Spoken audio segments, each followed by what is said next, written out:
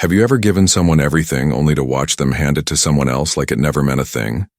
My name is Logan Hart. I'm 38 years old, a former Army intelligence officer. For 12 years, I served my country in places most people can't pronounce, doing things I can't legally talk about.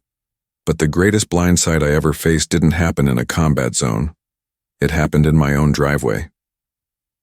That morning, I was holding 2 plane tickets in one hand and a silk-wrapped itinerary in the other. The trip was meant to be a surprise, a 10-day escape to Tokyo for my wife Emily, cherry blossom season, a ryokan with mountain views, reservations at the sushi bar she once said she'd die to visit. Instead of gratitude, I got silence.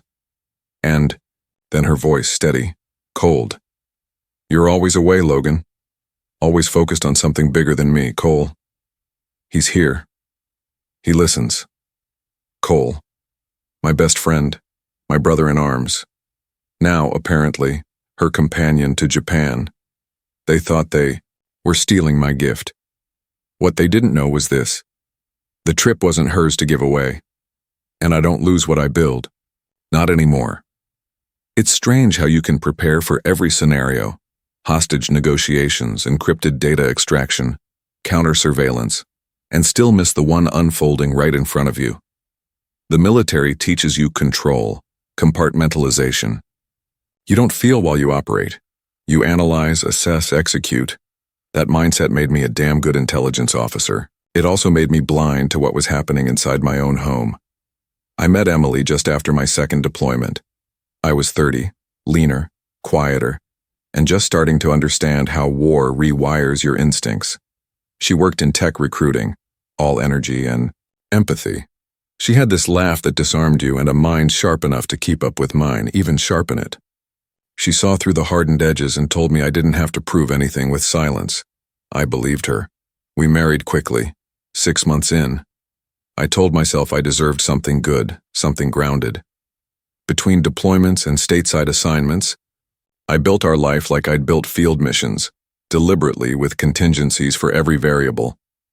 When I left the service, I launched a cybersecurity firm with 2 fellow veterans. I poured everything into it.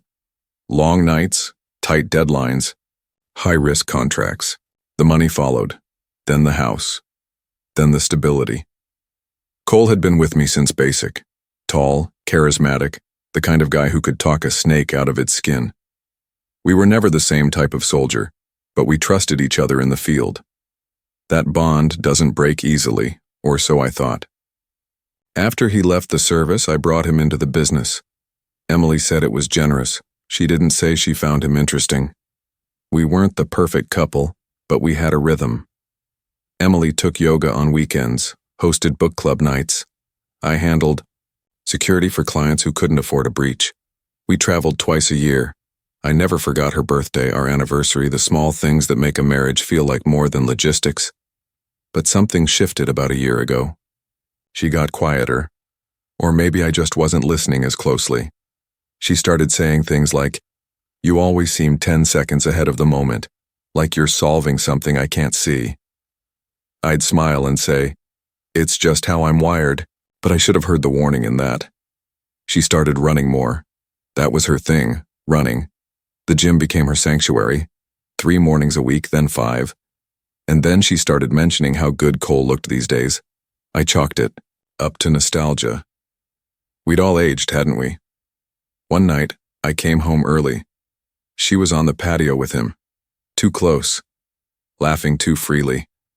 My gut tightened, but I told myself not to be paranoid. I'm trained to read body language. I noticed the tilt of her shoulders toward him, the way he looked at her, not casual, not respectful, familiar, too familiar. Still, I said nothing. You see, when you've spent years learning how to intercept chaos, you also learn how to delay it. I buried my suspicion beneath routines. I kept building. I planned the Tokyo trip after she mentioned wanting to see cherry blossoms, before we got too old to care. I booked the best. I thought, maybe this would help us find each other again. But love isn't something you salvage with gifts. Not when one person's already left the room emotionally. I didn't realize it yet, but Emily was already gone. And Cole, the man I would have taken a bullet for, had quietly loaded the gun.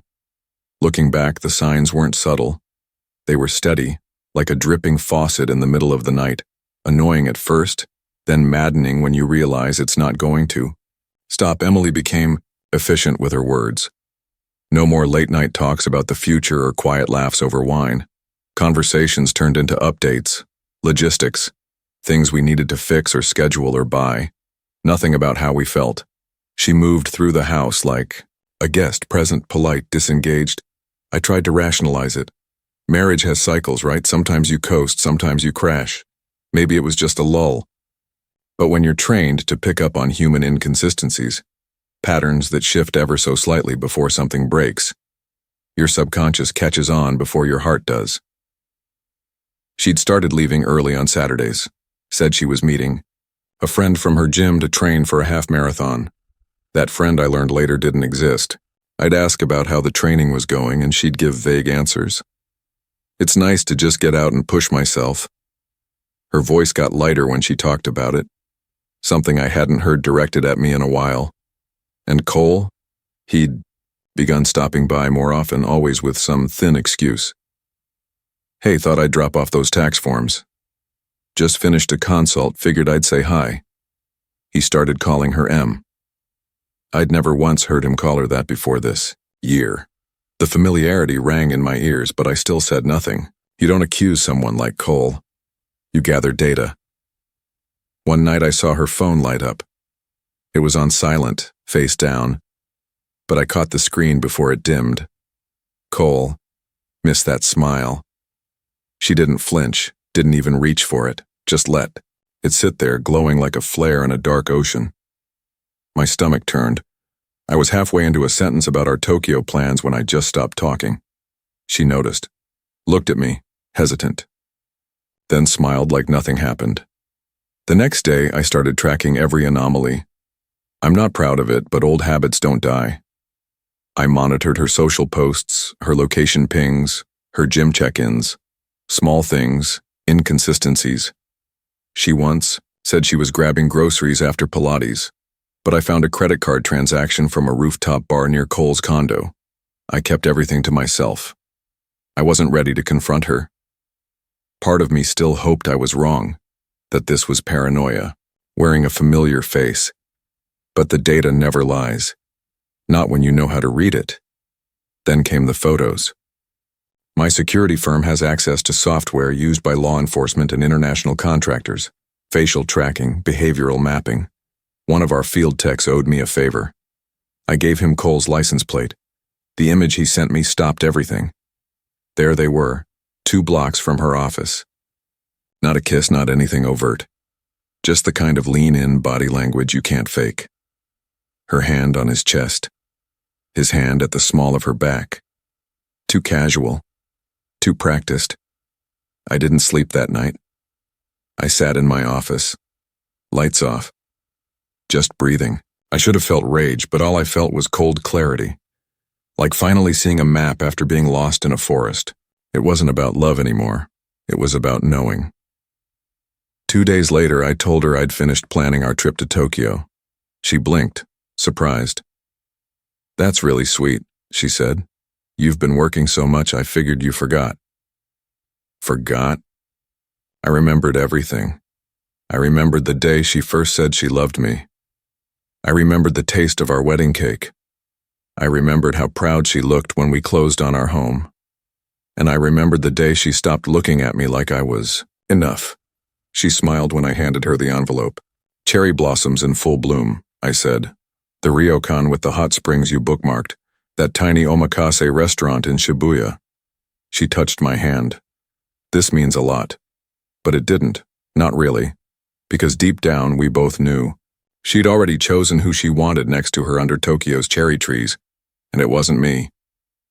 The morning we were supposed to leave for Tokyo, I woke up before the alarm. I always do on travel days.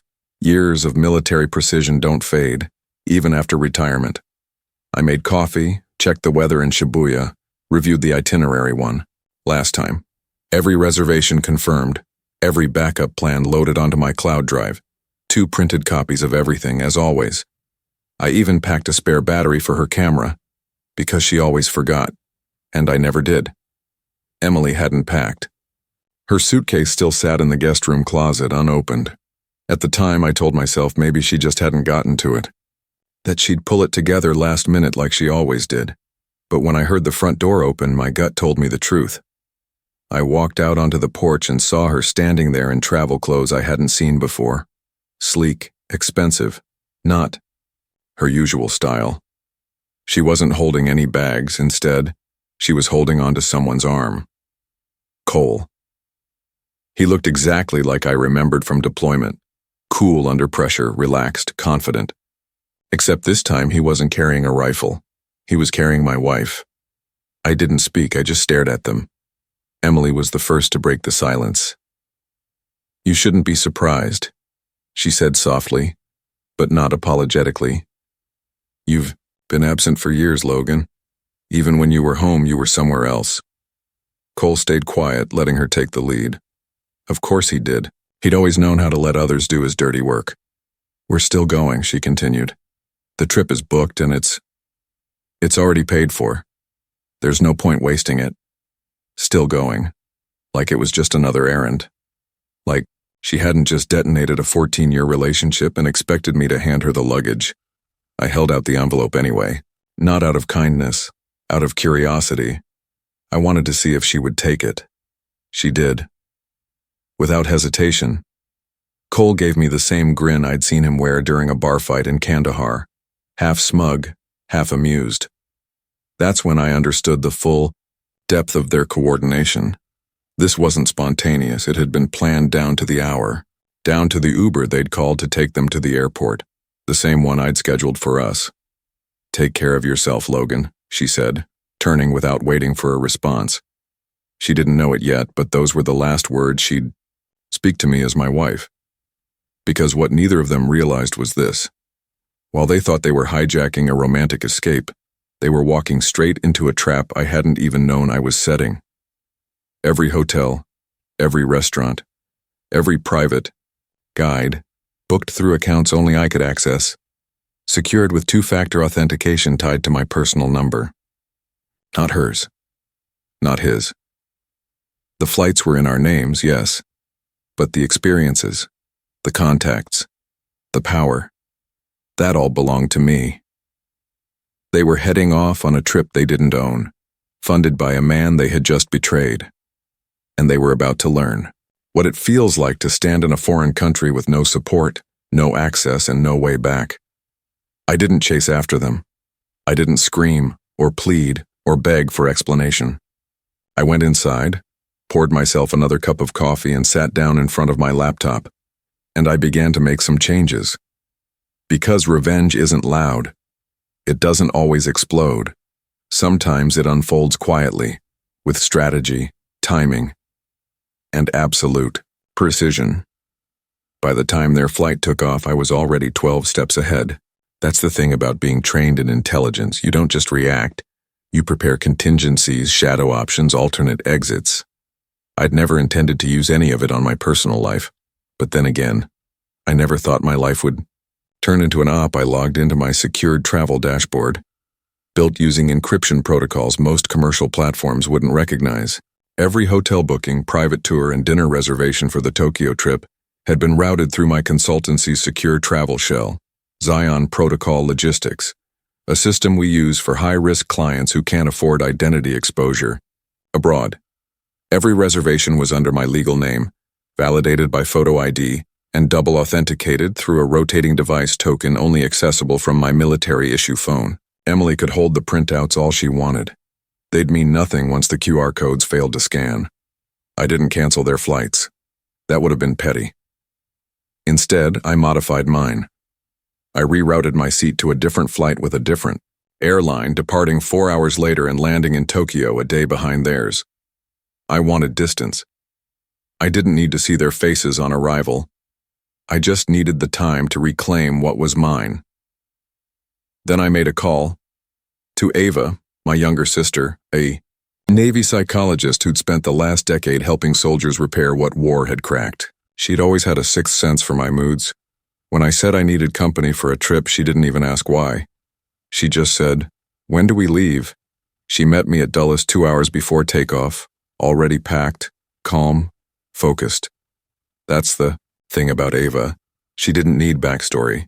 She saw the stress in my shoulders and the silence behind my words.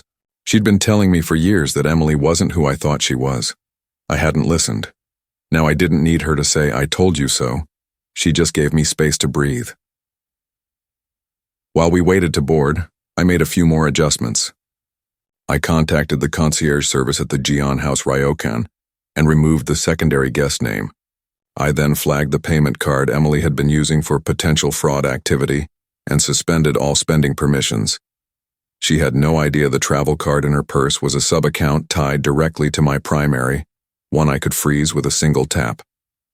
Next, I alerted my contacts in Tokyo, a private tour coordinator, 2 restaurateurs, and a car service company I'd hired to take us around the city.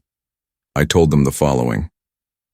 If anyone arrives claiming to be with me, they're not. Confirm ID. No exceptions. All of them agreed. Discreet, professional, loyal to the contract holder.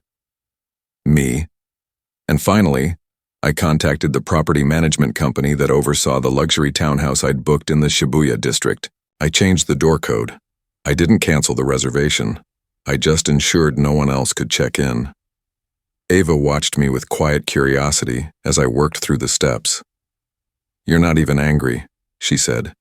"It's like you're executing a mission." I looked at her. "Because I am."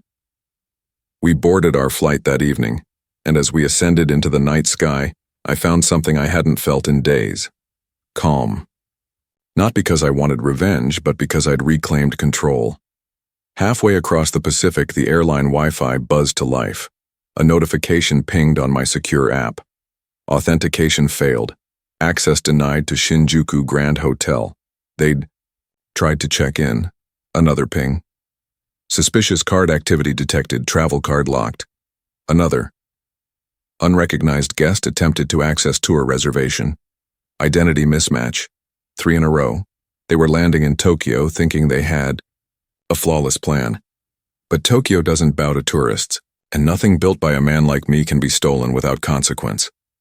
Ava leaned over, watching the updates flash across my screen. "Still think this is just a trip?"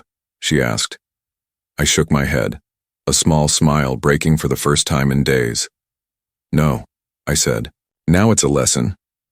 By the time our plane touched down at Narita Airport, the fallout had already begun. While Ava and I cruised through immigration with no delays, thanks to the expedited business access I'd arranged months in advance, my phone buzzed nonstop. Unknown numbers. Unfamiliar Japanese area codes. A string of calls I let ring out, one by one. The first voicemail came in 20 minutes later. It was Emily. "Logan, something's wrong. The hotel says we're not on the reservation. They said the room was canceled or reassigned. I showed them the itinerary. They won't budge. Call me." 5 minutes later, another message. Her voice had changed, thinner, less composed. "I don't understand what's happening. We're standing in the lobby with our luggage and they're acting like we're trying to scam them. The concierge asked for your ID. I told them you weren't here. They said that was the problem." Still, I didn't respond. We were already en route to our own accommodation, a quiet, timber-framed villa just outside Kyoto, far from the places I'd originally booked. Ava and I sat in the back of the car as the landscape passed by in soft motion. She glanced at my phone lighting up again. "You gonna answer?" I stared at it for a second, then tapped accept. "Logan," Emily's voice exploded through the speaker. "You have to fix this. I don't know what you did, but the hotel's rejecting everything. The card you gave me isn't working either. None of the tours are showing up in the system. The sushi reservation? Gone. The driver never showed. You said we had airport pickup." She sounded panicked now, and a part of me, a quieter, older part, almost responded out of habit. The part trained to solve problems. But that version of me had been retired, discharged. "What do you expect me to do from here?" I asked flatly. "From where? Aren't you back in Virginia?" No, I said calmly. I'm in Japan. Silence. I could hear her breath stutter. Then, coldly, you're in Japan. Kyoto, actually. Ava and I just checked in. You remember Ava, right? My sister, the one who never liked you? Ava chuckled quietly beside me, sipping green tea the driver had offered. I can't believe this, Emily muttered. You deliberately sabotaged this trip. No, I replied. You sabotaged our marriage. I just made sure you didn't get to keep the vacation. She laughed bitterly. You're so calculating, so cold, you could have just talked to me. I did, I said, for years. You just stopped listening. And then you started listening to Cole. Cole's trying to fix this, she said defensively. He's calling hotels, trying to find a room. I'm sure he is, I interrupted. But Tokyo's packed during blossom season, and you're not exactly holding a winning hand. You're being cruel. No, I said. I'm being quiet, controlled. You don't recognize it because you're used to me bending. There was a pause. Then her voice shifted, soft, pleading. Logan, we can talk about this when we get home. But right now I need you. We need you. Please. Just help us get through the next few days. I looked out the window. Cherry trees lined the road, blooming in slow motion, indifferent to anything human. You said I was always somewhere else, I said. Maybe I was, but right now I'm exactly where I want to be, with someone who's never stabbed me in the back. I hung up. She tried calling again. I turned off the phone. Ava raised her cup toward me. To clear boundaries, she said. I tapped mine too. Hurries, and to making sure they never get blurred again. The next morning, sunlight broke through the paper shoji screens in our villa, casting thin gold lines across the floor like someone had sliced the room with light. Ava was already awake, seated near the window with a notebook in her lap and a calm I'd always envied. I sat across from her, cradling a cup of bitter matcha, both of us in a silence that didn't feel heavy, for once. I've never seen you like this, she said without looking up. Clear, still, like something's finally shut off. I nodded. It's not anger, not really, just release. Ava turned a page in her notebook. You didn't plan this overnight. No, I said slowly. I didn't. And that's when it started to click. The strange truth I hadn't wanted to admit to myself. I hadn't set out to sabotage Emily. I hadn't built the Tokyo trip as a trap. But deep down, I'd been preparing for impact long before I saw the fire. It started a year ago, subtle shifts in behavior that I wrote off as caution, updating passcodes on financial accounts, consolidating shared assets into a business-controlled trust, asking Ava to be the emergency contact on my firm's security documents instead of Emily. I told myself those changes were logical, preventative, just good planning. But Ava was right. Something inside me had known, not specifics, just a quiet signal, buried beneath denial that said, this woman may not be with you anymore. I remember when you asked me to take over your durable power of attorney, Ava said. That was 9 months ago. You said it was in case something happened during an international assignment. But you hadn't taken one in over a year. I smiled weakly. Guess I needed a backup plan. Emotionally, too. Ava closed the notebook. You've always built walls, Logan. That's how you survived deployments. Compartmentalize, contain, control. But this wasn't just a wall. It was an entire fortress. One you built while pretending everything was fine. And she was right again. I'd convinced myself that I was just being cautious with money, with legal structures, with shared accounts. But I hadn't done any of it when I still trusted her. The systems, the lockouts, the redundant controls, they'd all begun after I noticed the change in Emily's tone, the way she turned away from my hand on her shoulder, the way her laughter faded when I entered a room. There had been moments, small, hollow ones, that had chipped at me. A lipstick I'd never seen before, a charger that wasn't mine, a charged lift receipt to an address near Cole's building, listed on our shared card history. I never confronted her because confronting her would have forced an answer I wasn't ready to hear. So instead, I did what I always do when I sense danger without clarity. I built a plan. Emily thought she was clever, that she'd orchestrated this escape, made her grand exit using the tools I'd given her. But she never realized that while she was rearranging our emotional furniture, I was quietly packing my survival kit. Not to strike back, but to survive the blow. Ava leaned back, in her chair watching my expression shift. "So," she said, "what now?" I stared out the window where the cherry trees rustled in the wind, beautiful, delicate, impossible to preserve forever. "Now I stop looking for answers," I said. "Because I already know the truth." "And what's that?" she asked. "That? She left me long before she physically walked away," I replied, "and I just didn't want to see it." Ava nodded, her eyes soft. "Sometimes we don't prepare for betrayal, but we do prepare for clarity, whether we admit it or not." My phone buzzed again. "Emily." Another message. I didn't read it. I just turned the device face down and stood up. "Come on," I said. "Let's see Kyoto. I hear there's a shrine where people leave behind the names of things they've let go." Ava stood, smiling. "You gonna write hers?" "No," I said. "I already did. In every password I changed." Back in the villa, that evening after a quiet walk through the Fushimi Inari shrine and dinner in a tucked-away izakaya, I sat at the low table with my laptop open and my phone beside me. I didn't feel rushed. There was no adrenaline, no need to slam a door shut.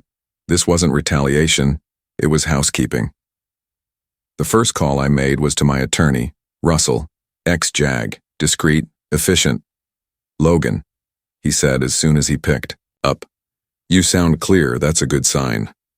"I need to file," I said. "Full divorce proceedings. Grounds include adultery and misuse of marital assets. I've got records to back it up." "I'll initiate it immediately," he said. "California's no fault, but if we can prove marital funds were used to support the affair, flights, dinners, hotels, it can affect the division. Do you have documentation?" "I've been keeping track for months," I said. "Charges?" "To our shared account for places I never visited. Uber rides to Cole's apartment, meals for two when I was out of town. I even have screenshots from our cloud receipts." "Perfect," Russell replied. "Let's make this clean." I hung up and immediately made a second call, to our bank. "I need to remove my wife as an authorized user on all accounts under the Hart Group," I told the rep. "Effective immediately. Also flag any attempts to access or move funds as potential security breaches." They confirmed the update. I instructed them to freeze the sub-travel card I'd let Emily use just in case she hadn't figured out it was tied to me. I requested weekly audit reports for any anomalies. That system was airtight. She wouldn't get past a login screen now. The third call was to my home security company back in Virginia. "Yes, Mr. Hart? I need the locks on my property in Chesapeake changed by tomorrow. Full system recode, facial scan reprogrammed, and revoke Emily's access profile." "Are you locked out, sir?" "No," I said calmly. "I'm preventing someone else from getting in." Within hours, the house was no longer hers. Not legally, not electronically, not emotionally. The final step came almost too easily, removing Cole's access to the Hart Group internal network. As a contractor, he only had limited login credentials, but I disabled his access, revoked any pending payments, and marked his profile for final audit. Then I sent one short message to our operations manager. "Cole Morrison is no longer affiliated with our organization in any capacity. Please schedule a full review of any files he touched in the last 60 days. Do not alert him yet. I'll handle the follow-up." By the time the work was done, the damage was contained. Not just controlled, dismantled, piece by piece, until there was nothing left for her to touch and nothing left for him to leverage. Ava returned from the bathhouse and saw me closing my laptop. "You done burning the bridge?" she asked. I shook my head. "I didn't burn anything. I just pulled out every nail and walked away while it collapsed." She smiled, easing into the chair beside me. "That's the thing about people like Emily and Cole. They think they're lighting the match, but they never realized the floor is already soaked in kerosene. I looked at my phone again. A single message waited. "We need to talk, please. You've made your point." I deleted it without opening it. Then I opened. A new email draft, subject line, divorce papers.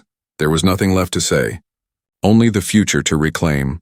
And this time I wasn't sharing it with anyone who hadn't earned their place. Stories like Logan's hit a nerve, not because they're loud or filled with drama, but because they mirror a quiet truth so many people live with. Betrayal doesn't always arrive as a storm. Sometimes it's a slow, silent erosion. And the most powerful revenge isn't rage. It's reclaiming your dignity with precision. This wasn't just a breakup. It was a strategic withdrawal from emotional warfare. Logan didn't scream. He didn't beg.